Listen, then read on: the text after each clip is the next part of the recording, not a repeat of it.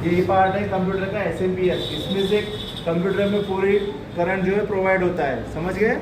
इसमें से इसके अंदर एक फैन होता है। फैन इसलिए कि इसको ठंडा रख सके, अंदर की गर्म भाग बाहर निकालता है फैन। ये पार्ट है कंप्यूटर का मदरबोर्ड। मदरबोर्ड के अंदर कंप्यूटर का पूरा प्रोसेसर, रैम, हर चीज ऐड होती है। कंप्यूटर की जान होती है मदरबोर्ड। अगर मदरबोर्ड खराब हो गया तो समझो आपका CPU खराब हो गया। और सबसे कॉस्ट ऑफ पार्ट है, महंगा पार्ट आता है ये, समझ गए।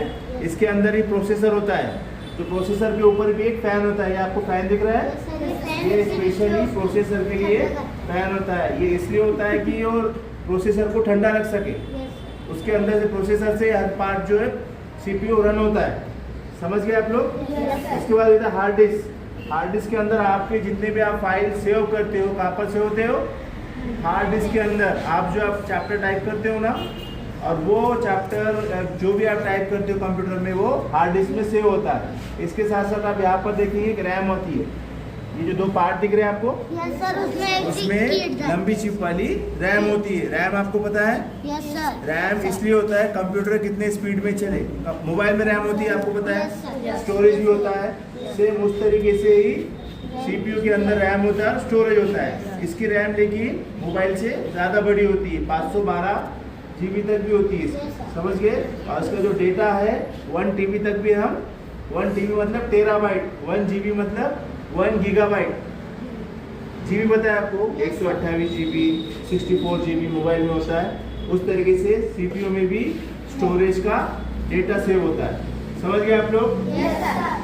और ये जो पार्ट है इसको बोलते हैं CD ड्राइव। इसके अंदर आप CD डाल के कोई भी चीज़ रन कर सकते हैं। लेकिन नए कंप्यूटर में आप CD ड्राइव नहीं आ रहा है।